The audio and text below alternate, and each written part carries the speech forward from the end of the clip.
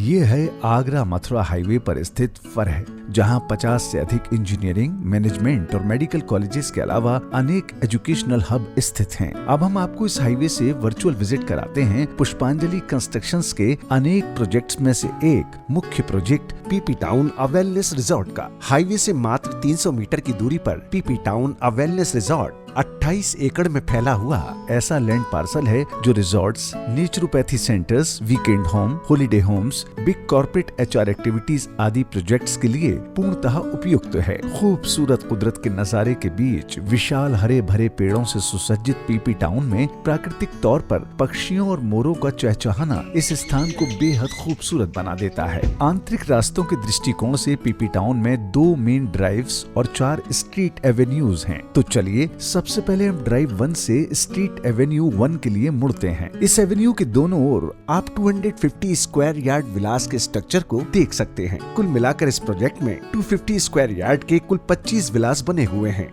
हरे भरे विशाल पेड़ों की छांव, सौम्य और शांत वातावरण इस जगह को और खूबसूरत बना देते हैं। ये स्ट्रीट एवेन्यू 1 हमें मेन ड्राइव 2 से कनेक्ट करता है, जिसके बाईं ओर 1500 स्क्वायर यार्ड के 10 विलास बने हुए हैं। और अब मेन ड्राइव 2 से दाईं ओर मुड़कर हम चलते हैं स्ट्रीट एवेन्यू 2 की तरफ, जहां 1500 स्क्वायर यार्ड के विलास की एक और श्रृंखला दिखाई देती है। दोनों ओर हरे भरे विशाल पेड़ों से ढका हुआ ये रास्ता अत्यंत सुंदर, अद्वितीय नजर आता है। स्ट्रीट एवेन्यू 2 के बाद अब हम मुड़ते हैं स्ट्रीट एवेन्यू 3 में, जहां दोनों ओर 500 स्क्वायर यार्ड के कुल 27 विलास बने हुए हैं। यहाँ का निशब्द और शांत वातावरण यहाँ की प्राकृतिक खूबसूरती को और खूबसूरत बना देता है। इस एवेन्यू के बाद अगला एवेन्यू है स्ट्रीट एवेन्यू 4। अपने दोनों ओर 500 स्क्वायर यार्ड की श्रृंखला को संजोए इस एवेन्यू के अलावा इस 28 एकड़ के प्रोजेक्ट में एक विशाल शानदार पार्क है, जिसमें एक विशाल वाटरफॉल इस पार्क के सौंदर्य को चौगुना कर देता है। कुल मिलाकर हाईवे के अत्यंत समीप ये प्रोजेक्ट